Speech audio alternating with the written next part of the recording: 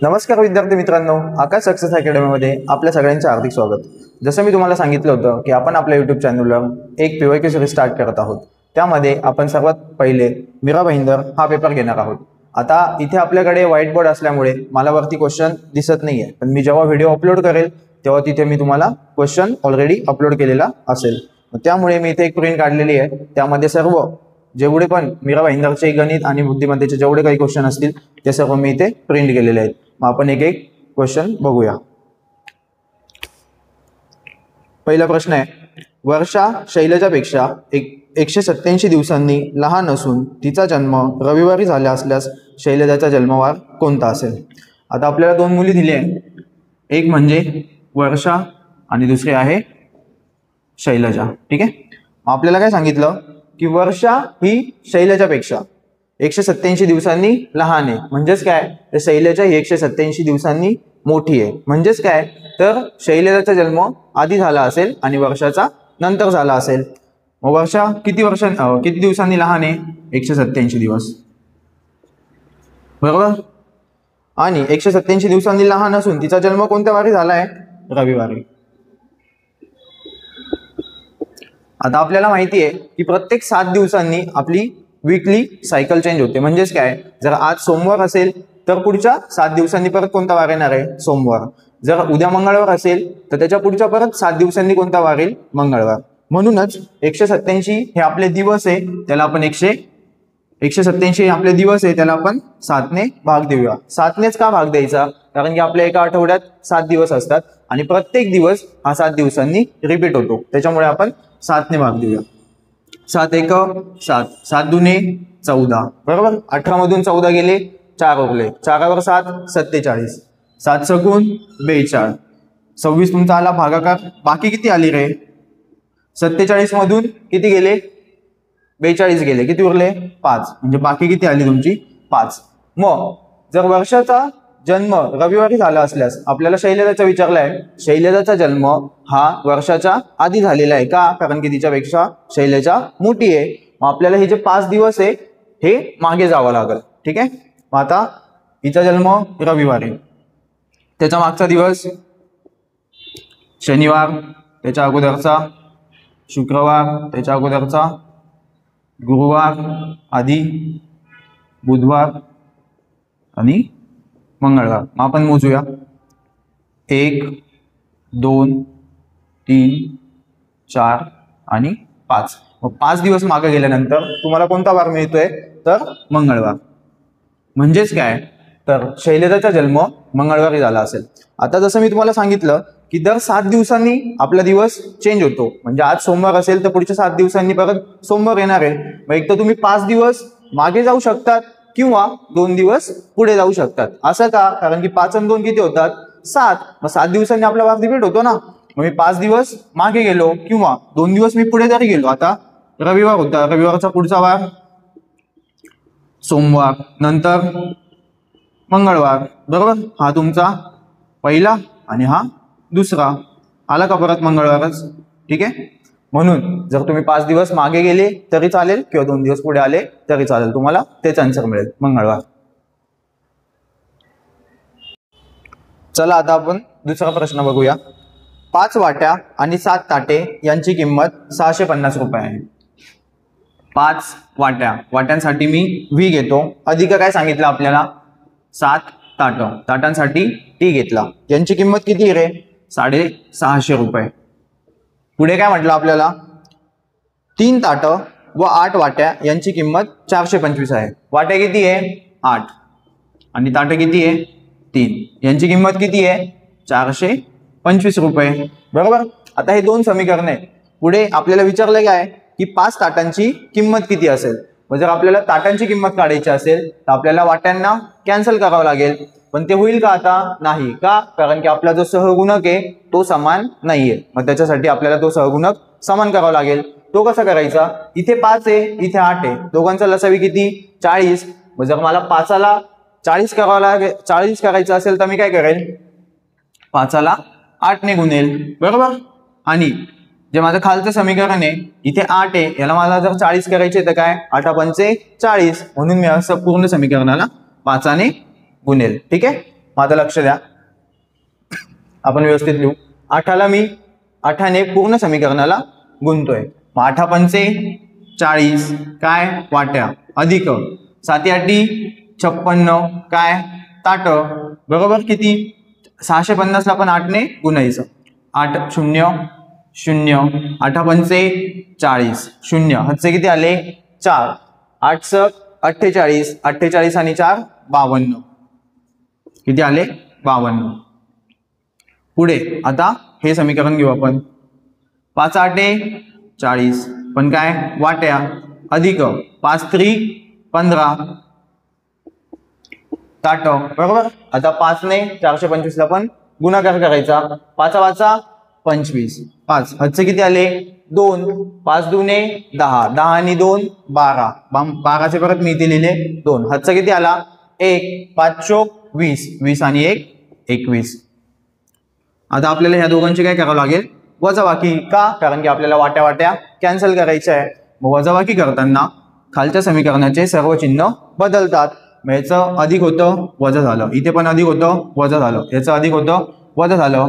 यांची वजाबाकी किती येईल, 10तून 5 गेले 5, 9तून 2 गेले 7, इथे किती उरला 1, 1तून 1 गेला 0 आणि 5तून 2 गेले 3, किती आले 3075. आता 56 ताटामधून 15 ताटं गेले किती, 6तून 5 गेला 1, 5तून 4 गेला, 5तून 1 गेला 4, बरोबर. टीचा टी आणि 40 वाट्यांमधून 40 वाट्या गेल्या कॅन्सल, बरोबर. मग आता टीची किंमत किती आहे, तर हे जे 30 75 आहे त्याला काय 41 ने भाग द्यावा लागेल, बरोबर. मग 41 ने भाग दिल्यानंतर किती येतात, मला माहिती आहे 4 7 28, बरोबर. 40 ने बघा एकाला कितीने गुणल्यावर 5 येतील, तर 5ने, ठीक आहे. म्हणून मी इथे एकक स्थानी 5 घेतला. पण 4 7 28, त्याच्या पुढची संख्या 4 8 32 होतात, म्हणून मी इथे 7 घेतला. आता जर तुम्हाला हे मी कसं केलं हे कळालं नसेल तर सरळ 41चा पाडा म्हणायचा, बरोबर. 41 गुणिले 7 करा, जी पण संख्या येईल ती त्याच्यातून वजा करा, त्याच्यावर 5 घ्या आणि नंतर 41 गुणिले 5 हा भागाकार होईल. म्हणजेच टी बरोबर 75. मग तुमच्या ताटांची किंमत किती आली 75. आपल्याला काय विचारलंय 5 ताटांची किंमत, म्हणजे 5 ताट आहे तर काय करावं लागेल 5 गुणिले एका टीची किंमत किती आहे 75. मग आता 5 5 25, 5 आले 2, 5 7 35, 35 आणि 2 37. म्हणजेच काय रे तुमच्या 5 ताटांची किंमत किती आली 375 रुपये. आता पुढचा प्रश्न बघा, गटात न बसणारं पद निवडा हा क्वेश्चन आहे. त्याच्यामध्ये पहिलं आहे शीर, दुसरं पय, तिसरं आहे सलील आणि चौथा आहे नीर. तर आता जर तुम्हाला समानार्थी शब्द माहिती असतील तर पय, सलील आणि नीर हे पाण्याशी रिलेटेड शब्द आहे आणि पाण्यालाच आपण नीर, सलील आणि किंवा पय हे म्हणतो. आणि तो क्षीर आहे, क्षीर म्हणजे दूध, मग तोच एक वेगळा शब्द आहे, त्याच्यामुळे आपला ऑप्शन असेल क्षीर, पहिलं ऑप्शन, ठीक आहे. त्याच्या पुढचा प्रश्न बघा, गटात न बसणारी संख्या ओळखा. 4 ऑप्शन दिलेले आपल्याला, काय काय 48 17 26 आणि 37, ठीक आहे. जर तुम्ही या 4 संख्यांचं व्यवस्थित ऑब्झर्वेशन केलं तर तुम्हाला एक गोष्ट लक्षात येईल, काय ह्या ज्या 3 संख्या आहे ह्या काहीतरी सिमिलर आहे. काय सिमिलरिटी त्याच्यामध्ये, वर्ग संख्या आणि त्याच्यामध्ये 1 मिळवलाय, म्हणजेच काय 4ची वर्ग संख्या, 4चा वर्ग अधिक 1, मग किती 4चा वर्ग 16 अधिक 1 किती 17, आले तुमचे 17. पुढे इथे काय झालेलं आहे 5चा वर्ग अधिक 1, 5चा वर्ग 25, त्यामध्ये 1 मिळवला 26, इथे 37, म्हणजेच काय 6चा वर्ग अधिक 1, मग 6चा वर्ग 36, त्यामध्ये 1 मिळवला 37. पण इथे जी संख्या दिलेली 48 याच्यामध्ये काय 48 कोणाच्या जवळ आहे, कोणत्या पूर्ण वर्ग संख्येच्या जवळ आहे 49च्या. 49 कोणाचा वर्ग आहे 7चा वर्ग, बरोबर. पण त्यांनी इथे +1 न करता -1 केलं, म्हणून आपलं उत्तर किती आलं 49 - 1 48.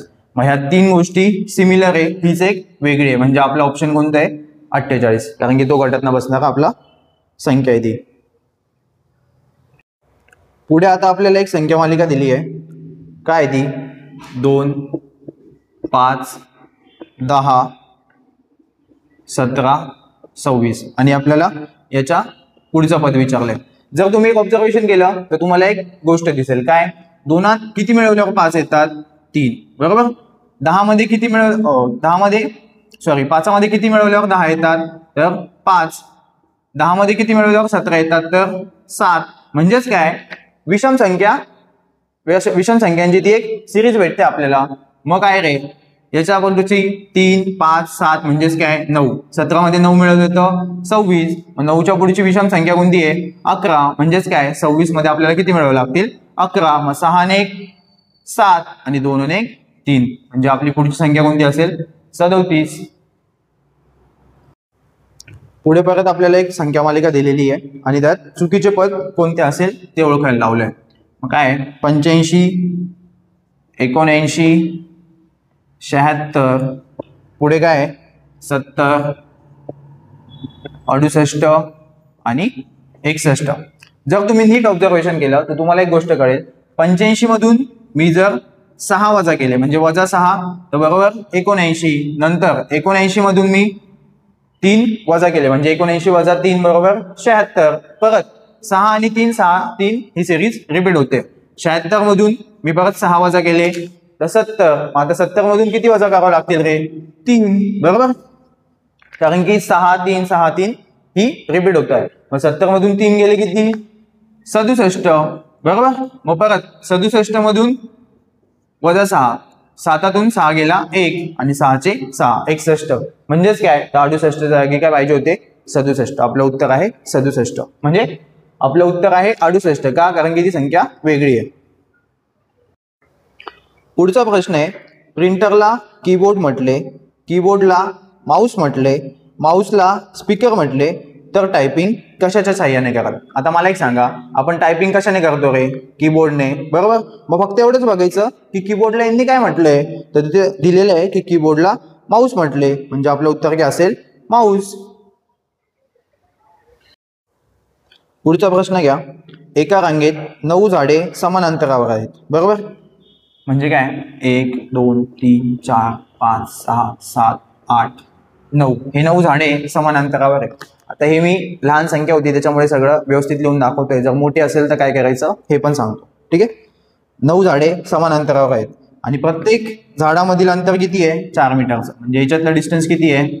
4 मीटर. परत याच्यातलं पण किती? 4च. ह्याच्यातलं 4. मग असे किती वेळेस भेटतील रे? 1 2 3 4 5 6 7 8. मग काय करायचं? 4 गुणिले 8. 4 मीटर गुणिले 8 किती? 32. कशामध्ये? मीटरमध्ये. म्हणजे टोटल एकूण पहिल्या आणि शेवटच्या झाडातील अंतर किती आहे? 32 मीटर. समजलं? पुढचा प्रश्न आहे, 1 मे 2016 रोजी रविवार आहे. 1 मे 2016 रोजी कोणता वार आहे? रविवार, ठीक आहे. मग आपल्याला काय विचारलंय, 15 ऑगस्ट 2016 रोजी कोणता वार असेल? 15 ऑगस्ट 2016 कोणता वार असेल? मला सांगा, मे नंतर कोणता महिना येतो? जून. जून नंतर जुलै, ठीक आहे. आता 1 मे म्हणजे पहिली तारीख होऊन गेली आहे, तर तो एक दिवस सोडून द्यायचा. मे मध्ये किती दिवस असतात रे? 31. पण ही एक तारीख सोडून द्या म्हणजे उरले किती? 30. समजलं? जी एक तारीख होती ती आपण सोडून देते. जर इथे 2 मे असता तर मी 2 दिवस सोडून दिले असते आणि इथे फक्त 31 मधून 2 गेले, 29 दिवस घेतले असते. मग जून मध्ये दिवस किती असतात? 30. जुलैमध्ये किती असतात? 31. आणि इथे किती आहे? आपल्याला फक्त 15 ऑगस्ट विचारलंय म्हणजे किती दिवस? 15. मग हे पूर्ण 15 घ्यायचे. आता जर तुम्ही या सगळ्या दिवसांची बेरीज केली आणि त्याला 7 ने भागलं तरी चालेल, किंवा प्रत्येक ठिकाणी ऑलरेडी 7 ने भागून घेतलं आणि जर ती बाकी घेतली नंतर त्यांची बेरीज केली तरी चालेल. असं का? कारण की तुम्हाला मी मगाशीच सांगितलं होतं की प्रत्येक 7 दिवसांनी आपला वार काय होतो? रिपीट होतो. मग जर याला 7 ने भागलं तर बाकी किती येईल रे? 7 चौक 28 म्हणजे बाकी किती येईल? 2, ठीक आहे. परत 30 ला जर 7 ने भागलं तर परत बाकी किती येईल? 2. 31 ला 7 ने भागलं तर बाकी किती येईल? 3. आणि 15 ला 7 ने भागलं तर बाकी किती येईल? 1. मग आपण जी बाकी आहे तीच विचारात घेऊ. इथे 2 आली, इथे 2, इथे 3, इथे 1. मग किती झाले? 2 आणि 2 4, 4 आणि 3 7. आता परत हे 7 झाले, कॅन्सल करून द्या. का? कारण की आपण परत 7 ने भागणारच आहे, ठीक आहे.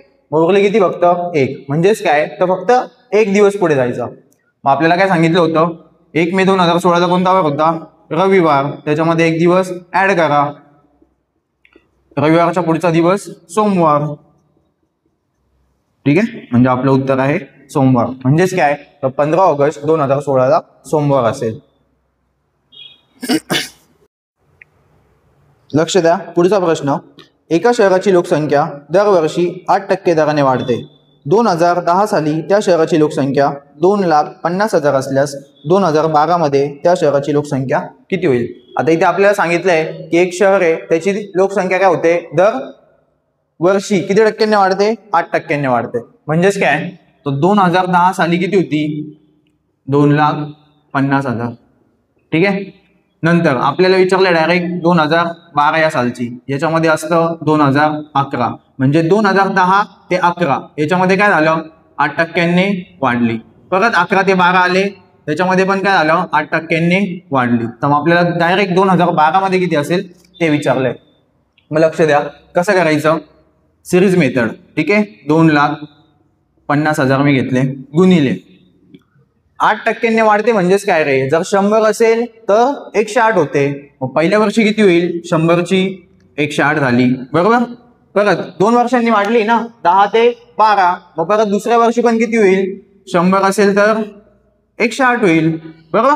आता यांचा गुणाकार, हे 2 शून्य गेले, हे 2 शून्य गेले, हे 2 शून्य गेले, हे 2 शून्य गेले, किती उरले 25 गुणिले 108 गुणिले 108. आता इथे काय 108 गुणिले 108 म्हणजे 108चा वर्ग. मग 25 गुणिले 108चा वर्ग असं लिहू शकतो मी. आता कोणत्याही 3 अंकी संख्येचा जर वर्ग करायचा असेल तर काय करायचं, त्याची फोड करायची. ठीक आहे, एकक स्थानचा अंक सेपरेट घ्यायचा, उरलेले 2 एका बाजूला घ्यायचे. म्हणजेच काय 25च्या 25 मी तसेच लिहून घेतो. पहिले 8चा वर्ग करू. 8चा वर्ग 64, 4 हातचे आले 6. नंतर 10 आणि 8 अशी मी त्यांची फोड केली होती. मग 10 गुणिले 8 80 आणि त्याची दुप्पट किती 160. 160 मध्ये किती मिळवायचे, आपल्या हातचे 6 होते, मग किती आले 166. 166 पैकी मी इथे लिहिले 6. हातचे किती आले 16. आता 8चा वर्ग केला होता, 10चा पण करावा लागेल. 10चा वर्ग 100 आणि हातचे किती होते रे 16, किती आले 116. या दोघांचा गुणाकार. आता 25चा वाढा तर येतच असेल, 25 चोक 100, 0 हातचे आले 10. 25 150, 150 आणि 10 160, परत इथे आला 0 हातचे किती 16. 25 150, 150 आणि 16 166, 166 चे 6, परत हातचे किती आले 16. मग 25 1 25, 25 आणि 16 36, 36 चे 6, सॉरी 25 आणि 16 किती आले 6 आणि 5 11चा 1, हातचा आला 1, 2 आणि 1 3, 3 आणि 1 4, किती आले 41. मग 41चा 1, हातचे किती आले 4. मग परत 25 1 25 आणि 25 आणि 4 29. तुमचं उत्तर किती आलं 2,91,600. म्हणजे 2 वर्षानंतर त्या गावची लोकसंख्या किती असेल 2,91,600. ठीक आहे, आता लक्ष द्या, हे आपण सिरीज मेथडने केलं. एकदम लॉंग आलंय का, कारण की इथे आपल्याला 108चा वर्ग करावा लागला. एक एकदम सोपी मेथड सांगतो. ठीक आहे, सक्सेसिव्ह मेथड. सक्सेसिव्ह मेथड मध्ये काय होतं, जर वाढत चालली म्हणजे काय प्लस होते. ठीक आहे, सक्सेसिव्ह मेथड तुम्ही पर्सेंटेज मध्ये, नफा तोटामध्ये, डिस्काउंट मध्ये, परत तुमचं चक्रवाढ व्याजमध्ये, ठीक आहे, किंवा भूमितीमध्ये कधी कधी तुम्हाला असा पण क्वेश्चन येतो की चौरसाची बाजू 10% वाढली तर त्याच्या क्षेत्रफळामध्ये किती टक्क्यांनी वाढ होईल. ठीक आहे, असे सर्व क्वेश्चन तुम्ही सक्सेसिव्ह मेथडने सॉल्व्ह करू शकतात. मग सक्सेसिव्ह मेथडचा फॉर्म्युला आहे काय, ए अधिक बी अधिक ए गुणिले बी छेद 100. ठीक आहे, आता याच्यामध्ये काय दोन्ही वेळेस 8% वाढली आहे. ठीक आहे, मग मी एच्या जागी पण 8% घेईल, बीच्या जागी पण 8% घेईल. ठीक आहे, मायनस घेणार नाही का, कारण की वाढली आहे. जर त्यांनी सांगितलं असतं पहिल्या वर्षी वाढली, दुसऱ्या वर्षी घट झाली तर मी तिथे मायनस घेतले असते. आता दोन्ही वर्षी वाढली म्हणजेच काय 8 बरोबर. पहिल्या वर्षी 8% वाढली, दुसऱ्या वर्षी पण 8% वाढली, अधिक नंतर यांचा गुणाकार 8 गुणिले 8 छेद 100. 8 आणि 8 16 अधिक 8 8 64 छेद 100. मग आपल्याला माहिती आहे जर कोणत्याही संख्येच्या छेदस्थानी 100, 1000, 10 असे जर अंक असेल तर काय करतो आपण, ती संख्या तशीच लिहितो. 16चे 16 तसेच लिहिले, अधिक हे 64 तसेच. एकावर किती शून्य आहे रे, 2. त्याच्यामुळे काय करायचं, 2 अंकानंतर पॉईंट द्यायचा. मग 1, 2, 2 अंकानंतर पॉईंट दिला आणि ते तुमचे 0. मग यांची बेरीज केली तर किती येईल, 16.64. म्हणजे मी असं म्हणू शकतो का की आधी 100 होती आणि वाढली किती, 16.64%. म्हणजे जर ह्या वर्षी जर 100 असेल, 16.64% वाढते, म्हणजे टोटल किती होते, 116.64. मग आपण हेच उदाहरण एकदा व्यवस्थित सॉल्व्ह करू. ठीक आहे. मग आता लक्ष द्या, आधी किती होती, 2,50,000 बरोबर. आणि आपण 100वर कॅल्क्युलेशन करू सगळे, बेस आपण 100 मानू. मग आधी होती 100वर किती वाढले, 16.64. म्हणजेच किती झाले रे, 116.64. 116.64 बरोबर. मग हे 2 शून्य गेले, हे 2 शून्य गेले, किती उरले. आता हे 2 शून्य येणे जर याला गुणलं तर उत्तर किती येईल, 25 गुणिले किती, हे 2 शून्य कॅन्सल होतील ना, हे पॉईंट नंतर हे 2 अंक कॅन्सल होतील का, कारण इकडे 2 शून्य आहे. म्हणजे इकडे किती आले, 116.64. मग यांचा गुणाकार करा, 25 चोक 100, 0 हातचे आले 10, 25 150, 150 आणि 10 160, 160चा 0 हातचे आले 16, 25 परत 150, 150 आणि 16 166, 166चे 6 परत हातचे किती आले 16च, 25 1 25, 25 आणि हातचे 16 मगाशीच आपण केलं होतं 41, 41चा 1 हातचे आले 4, 25 1 25, 25 चोक 25 1 25, 25 मध्ये 4 मिळवले 29. म्हणजे तुमचं उत्तर किती आलं, 2,91,600. समजलं. इथे पण वरती तेच आन्सर आलंय, पण इथे काय करावं लागलं मला, 108चा वर्ग करावा लागला. म्हणजेच 108 गुणिले 108. त्यात जर तुम्हाला 3 अंकी संख्येचा वर्ग कसा करायचा असेल लवकरात लवकर, ते जर तुम्हाला माहिती असेल तर तुम्ही ह्या मेथडने करू शकता, नाही तर सक्सेसिव्ह मेथडने केलं तर खूप सोपं आहे. आणि हीच सक्सेसिव्ह मेथड तुम्हाला जसं मी आधी सांगितलं की बाकीच्या पण टॉपिक मध्ये काम येईल. समजलं. पुढचा प्रश्न आहे, एका रकमेची दशादशे म्हणजेच दर साल दर शेकडा 10 दराने 3 वर्षांनी चक्रवाढ व्याजाने 6,655 रुपये रास होते, तर ती रक्कम काढा. मग आता लक्ष द्या, काय 10% दराने किती वर्षांनी रे, 3 वर्ष बरोबर. आता यापूर्वीच मी तुम्हाला सक्सेसिव्हचा फॉर्म्युला सांगितला. जर तुम्हाला चक्रवाढ व्याजाचं सूत्र माहिती असेल तर फॉर्म्युलामध्ये किमती टाका आणि तुमचं आन्सर येऊ शकतं. पण आता मी तुम्हाला डायरेक्ट सक्सेसिव्हने कसं जायचं ते सांगतो. मगाशी आपल्याला फक्त 2 वर्षांचं विचारलं होतं, लोकसंख्या किती वाढेल, ठीक आहे. त्याच्यामुळे मी काय घेतलं, 8 फक्त 2 वेळेस घेतले होते. आता इथे किती वर्ष आहे, 3 वर्ष. म्हणजेच काय, मला सक्सेसिव्ह घेताना 10% परत 10% आणि परत 10% असं घ्यावं लागेल का, कारण की पहिल्या वर्षी 10%, दुसऱ्या वर्षी 10%, तिसऱ्या वर्षी 10%. ठीक आहे.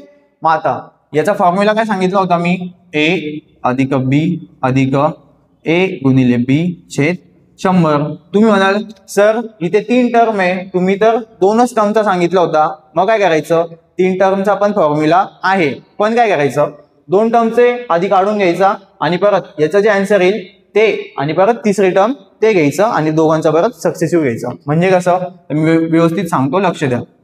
आता आधी किती, 10%ने वाढते बरोबर. मग 10 अधिक इथे पण किती, 10 अधिक दोघांचा गुणाकार 10 गुणिले 10 छेद 100. 10 आणि 10 20 अधिक हे 2 शून्य गेले, वरचे 2 शून्य गेले, पण 1 गुणिले 1 किती, 1, तो 1 विसरायचा नाही, 20 आणि 1 21. ठीक आहे. मग ह्या दोघांचं सक्सेसिव्ह किती आलं, 21. पण आपल्याला तिसरं पण वर्ष घ्यावं लागेल. मग परत या दोघांचं सक्सेसिव्ह घ्यायचं, कसलं, 21% आणि 10%. फॉर्म्युला तोच. आधी काय करेल मी, 21 अधिक 10 अधिक 21 गुणिले 10 छेद 100. हा शून्य गेला, हा शून्य गेला. 21 आणि 10 किती रे, 31 अधिक 21 छेद 10. ठीक आहे. म्हणजेच किती, 31 अधिक, मी मगाशीच सांगितलं वरची संख्या आपण तशीच लिहितो आणि 1 शून्य आहे, एकावर किती शून्य आहे, 1 शून्य आहे, त्याच्यामुळे 1 अंकानंतर पॉईंट, मग 1 नंतर पॉईंट दिला आणि किती आले 31 अधिक 2 31 अधिक 2 33.1% मध्ये. ठीक आहे. मग आता पूर्ण 3 वर्षाचा चक्रवाढ व्याज किती आलं? 10% दराने 33.1%. बरोबर. आपल्याला काय विचारलं रे? आपल्याला दिलेली आहे काय? रास 6655 म्हणजे 6655. मग आपण हे म्हणू शकतो का की 33.1% दराने वाढ होते म्हणजेच काय? जेव्हा आपली अमाऊंट 100 असेल तर वाढ होऊन ती किती होते? 33.1 ने वाढते म्हणजेच किती? 133.1. ठीक आहे. मग आपल्याला तेच दिलेले आहे. रास म्हणजे काय? तर मुद्दल अधिक व्याज 133.1 बरोबर किती तुमचे? 6655. मग आपल्याला काय विचारली आहे? अमाऊंट म्हणजेच मुद्दल विचारली आहे. मुद्दल किती आहे? 100. तर 100 किती? मग आपण काय करतो? तिरकस गुणाकार 133.1 वर किती? 6655. तर गुणिले 100 किती? ठीक आहे. हे कॅल्क्युलेशन करायचं. आता खाली पॉईंट आहे. पॉईंट जर कॅन्सल करायचा असेल तर वरती काय करायचं? एक शून्य वाढवायचा. मग मी इथे एक शून्य देतो. हा तुमचा पॉईंट कॅन्सल होईल. जर तुम्ही ऑब्झर्वेशन केलं तर 1331 एक 1331. कसं काय? 5 ने डायरेक्ट भाग 5 ने गुणा 5 एक 5 5 3 15 किती आले? 5. बरोबर. परत आजचा किती आला? 1 5 3 15 ने 16 6. परत आजचा 1 आला 5 एक 5 5 ने 6 म्हणजे काय? 1331 एक 1331 आणि 1331 5 6655. हा आणि हा तुमचा शून्य विसरायचा नाही. म्हणजेच किती? 50 गुणिले 100. मग किती आले रे?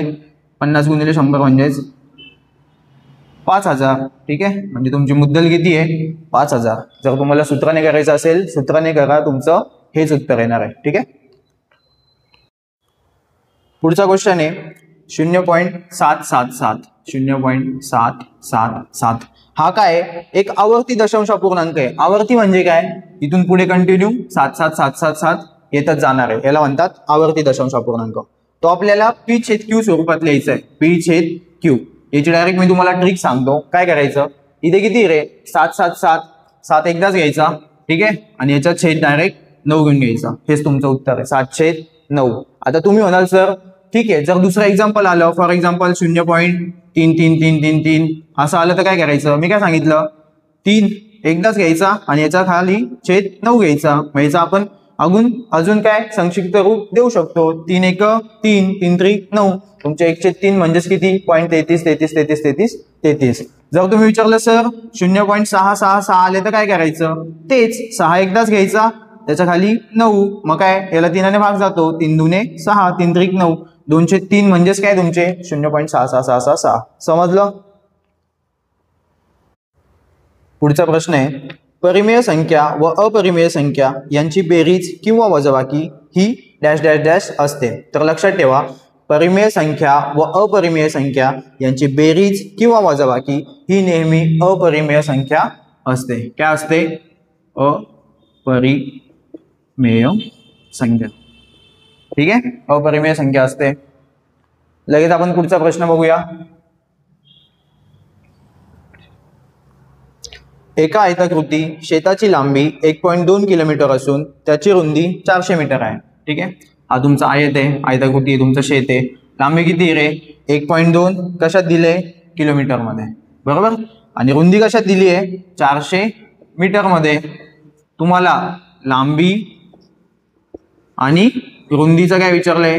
गुणोत्तर. म्हणजे आधी काय घ्यायची? लांबी आणि नंतर रुंदी. पण ही आहे किलोमीटर मध्ये, ही आहे मीटर मध्ये. दोघांना कोणत्या तरी एका प्रमाणात आपण एका परिमाणात काय करायचं? कन्वर्ट करायचं. मला माहिती आहे 1 किलोमीटर म्हणजेच किती रे? 1000 मीटर. 1.2 किलोमीटर म्हणजेच काय? 1.2 गुणिले 1000 किती आले? ठीक आहे. 12 वर किती? 3 शून्य. पण हा पॉइंट होता त्याच्यामुळे एका अंकानंतर पॉइंट म्हणजेच किती? पॉइंट नंतरचे शून्य आपण धरतो का? नाही. मग किती आले? 1200. ही काय झाली तुमची लांबी आणि ही काय आहे? रुंदी. मग आपल्याला लांबी आणि रुंदीचंच गुणोत्तर विचारलंय. मग लांबी किती आहे? 1200 आणि रुंदी किती आहे? 400. मग हे 2 शून्य गेले, हे 2 गेले. 4 एक 4 आणि 4 त्रिक 12. म्हणजे लांबी आणि रुंदीचं गुणोत्तर काय आलंय? 3:1. पुढचा प्रश्न दोन समांतर रेषांना एका छेदिकेने छेदले असता छेदिकेच्या एकाच बाजूच्या आंतरकोनांची बेरीज किती असते? आता ह्या दोन तुमच्या समांतर रेषा असं समजा, ठीक आहे. या दोन तुमच्या समांतर रेषा आहे. ही एक छेदिका आहे, या छेदिकेने मी काय केलं, त्याला छेदलं. तर आपल्याला काय विचारलंय, आंतरकोनांची. मग एक तर तुम्ही हे दोन कोण घ्या तरी चालेल किंवा हे दोन कोण घेतले तरी चालेल, यांची बेरीज ही नेहमी 180 अंश असते. मग ह्या दोन कोणांची पण 180 अंश आणि ह्या दोन कोणांची पण 180 अंश. ठीक आहे, आपलं उत्तर काय आहे, 180 अंश. पुढचा प्रश्न आहे, जागतिक आरोग्य दिनाच्या दिवशी आरोग्य खात्याने एका वसतिगृहातील मुलांना वाटप करण्यासाठी 30 सफरचंद ओके, अजून काय 55 मोसंबी आणि 80 केळी खरेदी केली. 80 काय केळी खरेदी केली. तर नंतर पुढे काय झालं, प्रत्यक्ष वाटप केल्यानंतर प्रत्येक प्रकारची 5 फळे शिल्लक राहिली. तर वसतिगृहात एकूण किती मुले होते? आता मला एक सांगा, नेले किती होते? 30. हे किती नेले होते? 55. हे किती होते? 80. 5 फळे बाकी राहिली म्हणजे त्यांनी वाटले किती रे? 30 पैकी 5 बाकी राहिली म्हणजे 25 त्यांनी वाटले. 55 पैकी 5 बाकी राहिले म्हणजे 50 त्यांनी वाटून दिले आणि 80 पैकी 5 बाकी राहिले म्हणजे काय, तर 75 त्यांनी वाटले. बरोबर, हे एवढे फळे त्यांनी वाटले. मग अशा वेळेस काय करायचं, यांचा मसावी घ्यायचा. मग 25, 50 आणि 75 यांचा लसावी कितीने भाग जाईल? डायरेक्ट 25 ने. 25 एक 25, 25 दुने 50, 25 त्रिक 75. अजून काही कॉमन आहे का त्याच्यात? नाही. मग आपलं उत्तर किती? 25. म्हणजे वसतिगृहात एकूण किती विद्यार्थी होते रे? 25. जर 25 विद्यार्थी होते तर 25 विद्यार्थ्यांना 25 सफरचंद दिले म्हणजेच एका विद्यार्थ्याला 1 सफरचंद मिळालं. वसतिगृहात 25 विद्यार्थी होते, टोटल 50 मोसंबी त्यांनी वाटल्या म्हणजेच काय, तर एका विद्यार्थ्याला 2 मोसंबी मिळाल्या. वसतिगृहात 25 विद्यार्थी होते, त्यांनी काय केलं, 75 केळी वाटल्या म्हणजे एका विद्यार्थ्याला 3 केळी मिळाल्या. म्हणजेच वसतिगृहात एकूण किती विद्यार्थी होते? 25. पुढचा प्रश्न आहे, एका वाहनाने एका तासात तोडलेले अंतर ताशी वेग दिलाय त्याचा 50 किलोमीटर. ठीक आहे, म्हणजेच काय, तोडलेले म्हणजे काय, तर एक वाहने 50 किलोमीटरच्या प्रति तास या वेगाने चाललंय म्हणजे एका तासात ते किती जाईल? 50 किलोमीटर जाईल. बरोबर, ठीक आहे. हा, मग त्यांनी आपल्याला काय विचारलं, हा त्याचा वेग आहे, एका तासात 50 किलोमीटर पर आवर म्हणजेच काय, हा त्याचा वेग आहे. किलोमीटर असताना एका गावाहून दुसऱ्या गावी जाण्यास त्याला 6 तास लागले.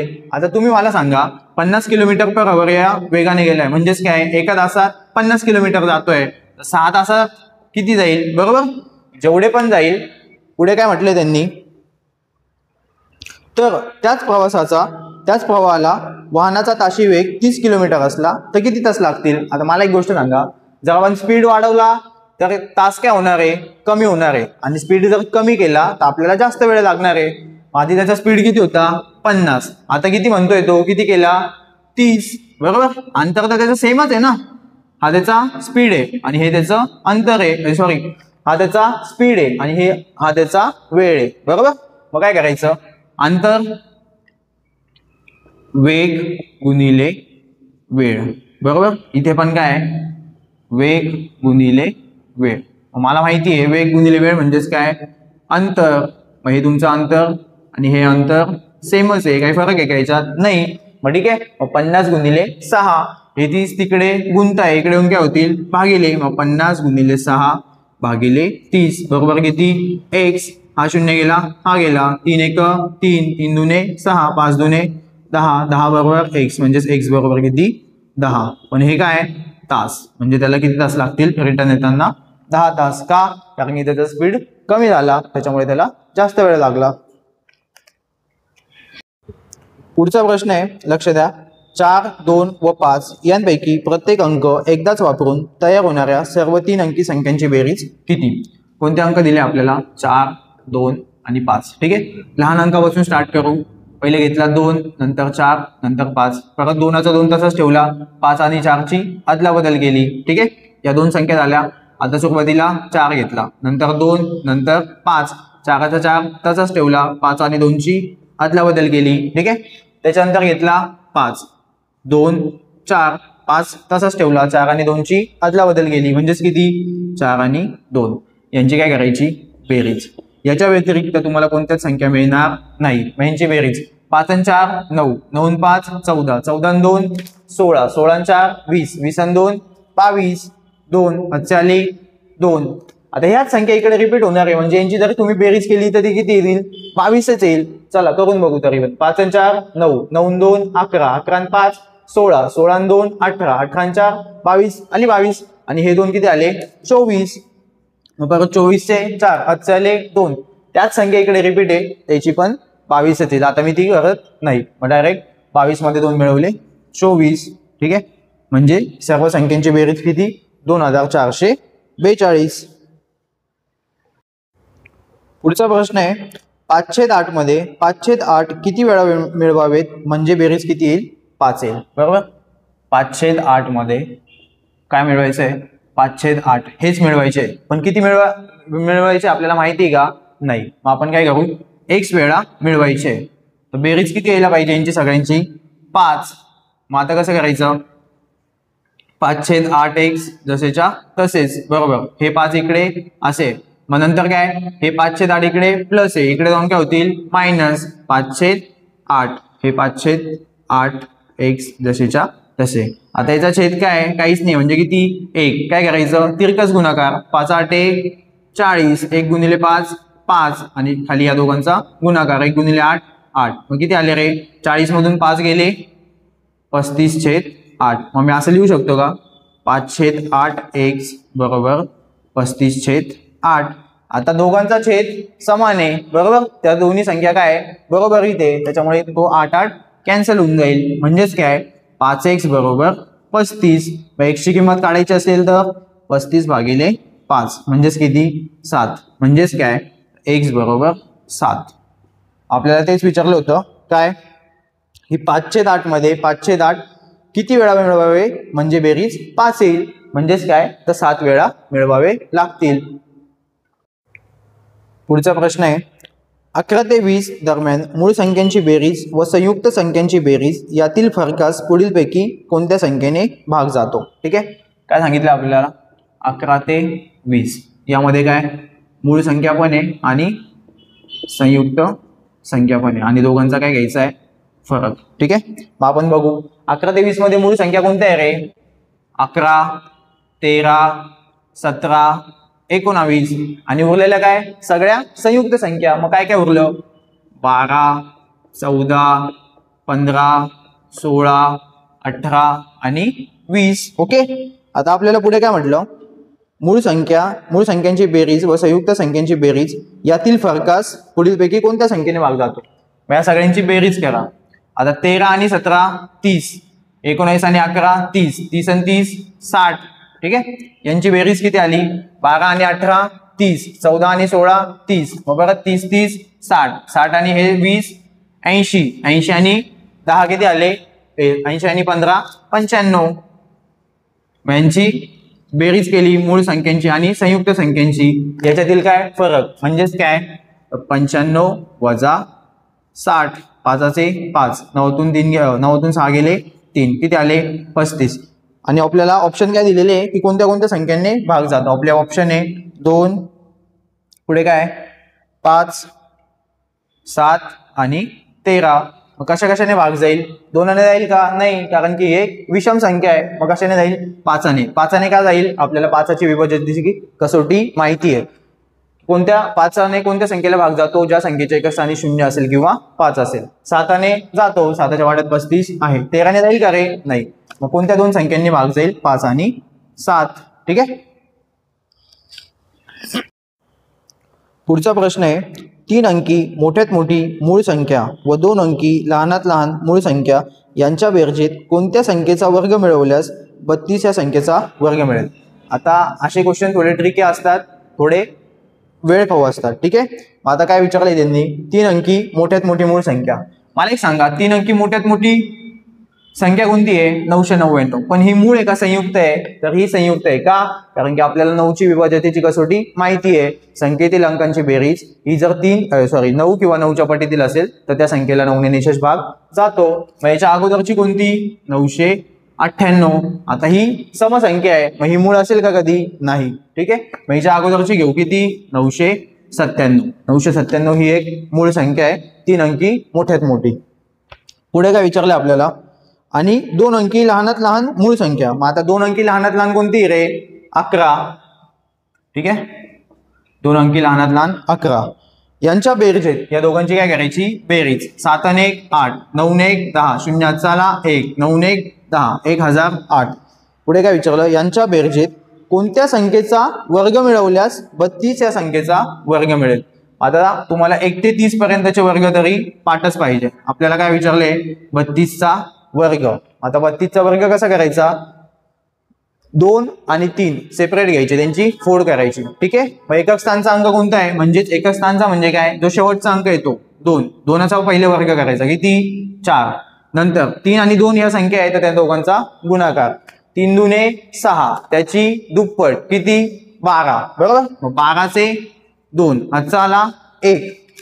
नंतर किती? 2चा वर्ग केला होता, 3चा पण करावा लागेल. 3 त्रिक 9 आणि हातचा 1 10.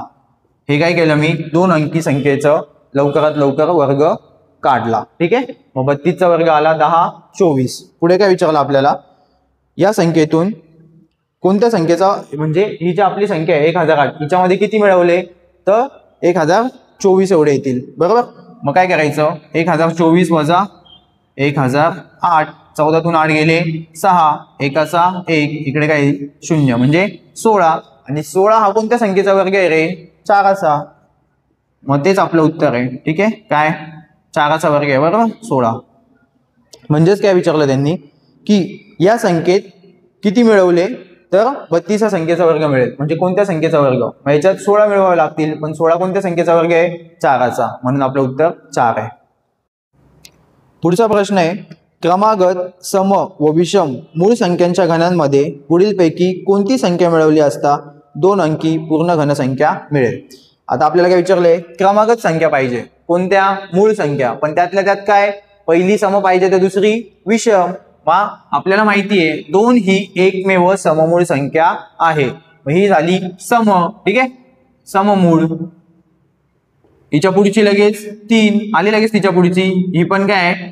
मूळ संख्या आहे, पण ही कशी आहे रे? विषम आहे. ठीक आहे, मग त्यांनी आपल्याला काय विचारलं? क्रमागत, सम व विषम मूळ संख्यांच्या घनांमध्ये. आता यांचा काय करायचा? घन. म्हणजे 2चा घन, 3चा घन. पुढीलपैकी कोणती संख्या मिळवली असता 2 अंकी पूर्ण घनसंख्या मिळेल? आधी आपण यांचा घन करून त्यांची बेरीज करू. 2चा घन 8 अधिक 3चा घन 27. घन म्हणजेच काय? त्याच संख्येने त्याच संख्येला 3 वेळेस गुणणे. बरोबर, 8 7 15, 5 आला 1, 2 आणि 1 3, किती आले? 35. आता असे क्वेश्चन ऑप्शनने बघायचे. काय दिले आपल्याला? कोणती संख्या मिळवावी लागेल? म्हणजेच काय? 2 अंकी पूर्ण घनसंख्या सॉरी 2 अंकी पूर्ण घनसंख्या मिळेल. आता याच्यात जर पहिलं ऑप्शन आहे आपला 11, ते मिळवले तर किती येतात? 5 आणि 1 6, 3 आणि 1 4. ही एक घनसंख्या आहे का रे? नाही. 46 नाहीये, मग त्याच्यामुळे कॅन्सल. पुढे 35 होते, त्याच्यामुळे दुसरा ऑप्शन कोणता आपला? 21. बरोबर, मग 21 मिळवून बघू. 5 आणि 1 6, 3 आणि 2 5. ही घनसंख्या आहे का? 56 घनसंख्या आहे का? नाही, त्याच्यामुळे तो पण ऑप्शन कॅन्सल. नेक्स्ट, पुढे काय म्हटले त्यांनी? 35 अधिक किती मिळवायचे त्याच्यात? 29. आता 9 5 14, 4 हातचा आला 1, 3 आणि 2 5, 5 आणि हातचा 1 6, 64. 64 ही घनसंख्या आहे का रे? हो आहे. ठीक आहे, म्हणजे आपलं उत्तर काय? किती मिळवावं लागतील? 29. हेच आपलं उत्तर आहे. तरी पण आता 3 ऑप्शन आपण टॅली केले, चौथा पण चेक करू भेटतो का नाही. नाहीच भेटणार, कारण की ऑलरेडी आपलं उत्तर आलेलं आहे. 35 अधिक 19, 9 5 14चा 4, हातचा आला 1, 3 आणि 1 4 आणि हातचा 1 5. परत किती आले तुमचे? 54. 54 ही घनसंख्या आहे का? नाही, म्हणून आपलं उत्तर किती ऍड करावं लागतील? 29. पुढचा प्रश्न आहे, 30 सेकंदाचे 4 मिनिटांची गुणोत्तर किती? 30 सेकंद आहे. ठीक आहे, आणि 4 काय? मिनिट. आपल्याला गुणोत्तर काढायचं असेल तर काय करावं लागेल? 4ला जे 4 आपले मिनिट आहे त्याला काय सेकंदामध्ये कन्वर्ट करायचं. मग कसं? 4 गुणिले 60. कारण की काय? आपल्याला माहिती आहे एका मिनिटात किती सेकंद असतात? 60. मग किती आले? 6 चोक 24 आणि 0चा 0. हे काय? सेकंदात. आपल्याला कोणाशी गुणोत्तर विचारलंय? 30चं 4 मिनिटाशी. बरोबर, मग 30 आधी घ्यायचे, नंतर हे किती 240, हा शून्य गेला हा गेला, 3 1 3, 3 8 24 म्हणजेच किती 1/8 हे आपलं उत्तर आहे. पुढचा प्रश्न आहे, लक्ष द्या. एका कोनाच्या कोटी कोनाचा पूरक कोन 108 अंश आहे. कोटी कोनाचा पूरक कोन आहे, फक्त जर पूरक कोनाचा कोन विचारला असतात तर एक गोष्ट आहे काय, कोटी कोनांच्या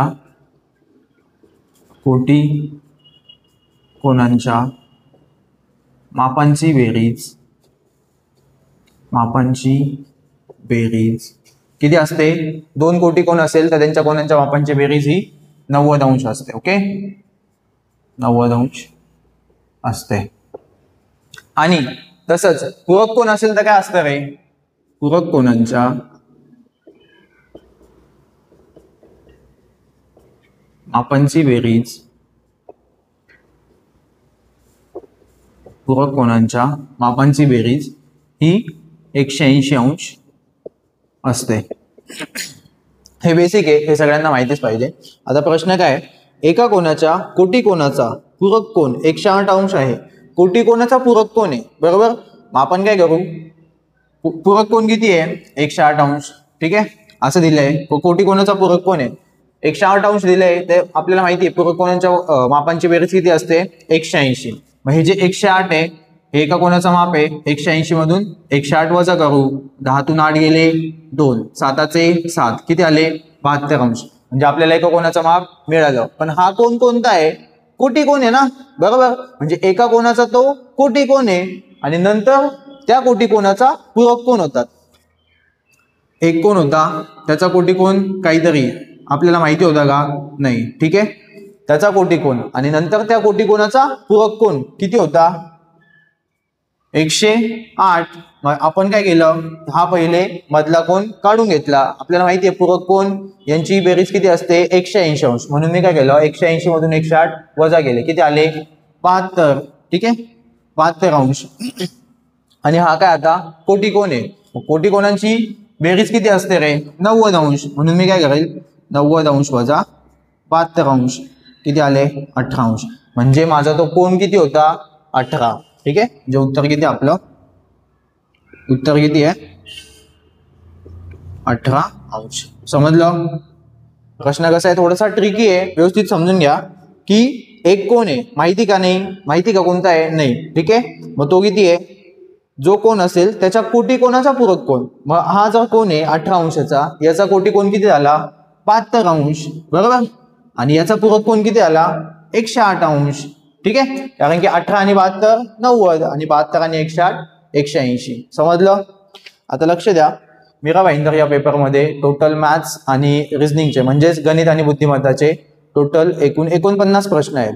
तर जर आपण सगळे 49 प्रश्न एकाच व्हिडिओमध्ये घेतले तर व्हिडिओची लेंथ खूप होऊन जाईल. मग त्याच्यामुळे आपण त्याचं डिस्ट्रीब्युशन असं करतोय की आज आपण 25 प्रश्न घेतले, मग आपण गणित बुद्धिमत्ता भाग 1 यामध्ये हे 25 प्रश्न अपलोड होतील पहिल्या व्हिडिओमध्ये, आणि आपला जो दुसरा व्हिडिओ असेल तो येत्या 2 ते 3 दिवसात तुम्हाला यूट्यूबवर मिळून जाईल. ठीक आहे, त्यामध्ये जे आपले उरलेले प्रश्न आहे ते आपण 24-25 जे पण काही प्रश्न असतील ते पुढे तिथून कंटिन्यू करू. जर व्हिडिओ आवडला असेल, एक्सप्लेनेशन आवडला असेल तर नक्कीच सगळ्यांनी लाईक करा, चॅनलला सबस्क्राईब करा आणि जास्तीत जास्त विद्यार्थ्यांपर्यंत आपल्या चॅनलची लिंक शेअर करा. धन्यवाद.